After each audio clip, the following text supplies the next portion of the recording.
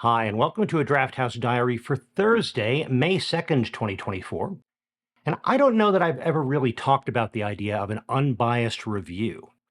And I want to mention that if only to say that I don't really think there is such a thing as an unbiased review.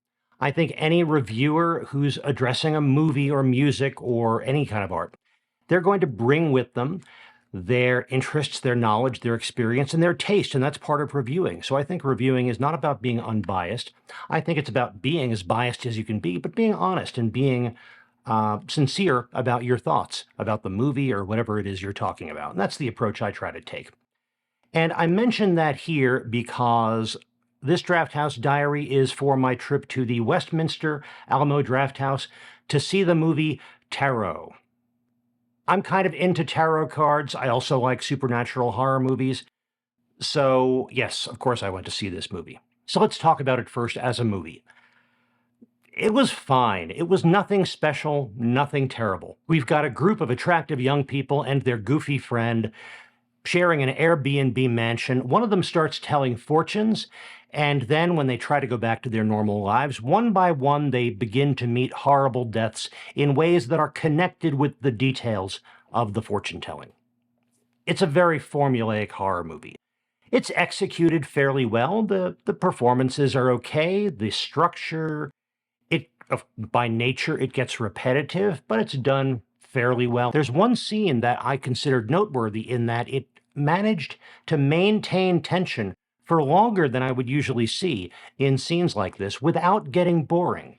And that's, of course, the trade-off here, the balance that filmmakers have to achieve is you need to maintain tension, but if you maintain tension for too long without a payoff, it gets boring. This handled that very well. All of that said, it's not a movie I would necessarily recommend to a lot of people. You could see dozens of movies that follow a similar structure and achieve similar results. But there's also one part of this movie that frustrated me from the very beginning. And I just couldn't let it go. I couldn't shake that. It detracted from the whole movie experience. And this is explained by a line in the closing credits. And remember, I always say, stay till the end of the credits. In the closing credits was the note that this movie was based on a book called Horoscope.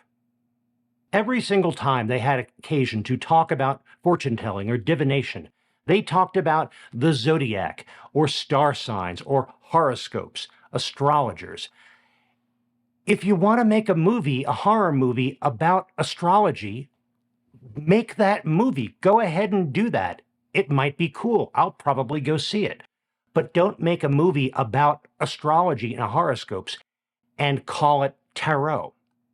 And yes, there was a tarot deck in the version of this story for the movie, but they were using the tarot deck to read people's horoscopes, and they kept referring to it as horoscopes. And one of the main characters we learn about is the astrologer. Now, tarot is a deck of cards originated in Renaissance Italy, and it was originally used for game playing. It is now more known for divination or fortune-telling. I've never read the book Horoscope. I don't know if the movie Tarot follows the story or the structure of that book in any appreciable way, but I don't understand why you would buy the rights to a book called Horoscope, force elements of tarot upon it, and try to sell it as a movie called Tarot. And by the way, I did mention that I'm into tarot cards, so here's a note about that. I am fascinated by tarot cards as artifacts. I collect tarot decks. I read a lot about their history. I could do a tarot reading, but I don't think there's any special supernatural energy about them. I think of a tarot deck as a book of symbols that has been rewritten and revised and updated and changed many times over the course of hundreds of years. And it's a tool for storytelling, which is what a tarot reading is.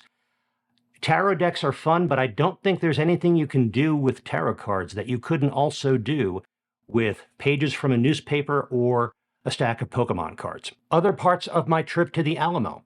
The pre-show was the exact same pre-show that I saw in front of the movie Night Swim earlier this year. So it had a bunch of shorts and trailers and music videos with horror and monster themes, a long dance party sequence with Ghoul a Go-Go playing some song about vampires, this bizarre videotape transfer of what I can only imagine was a local access TV show, Haunted Indiana, and clips from a Spanish language horror monster kids comedy show that I know I've seen clips of in various pre-shows. But this was exactly the same pre-show that they used for Night Swim. I imagine they just take it off the shelf for horror movies, especially horror movies that they don't expect to make a big splash, that they don't expect to stick around very long. I didn't get any dinner at this trip to the Alamo, but I did get some coffee, and the coffee was hot and it was good, so that's a win. And the staff was friendly as always. The Westminster Alamo was very comfortable. So my misgivings about this particular feature notwithstanding, I still had a fun time at the movies. I hope you enjoyed this Drafthouse Diary. If you did, please click the like button.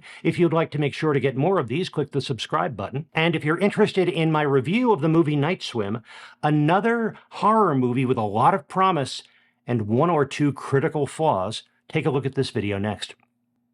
In the meantime, enjoy your movies, and when you do, stay till the end of the credits.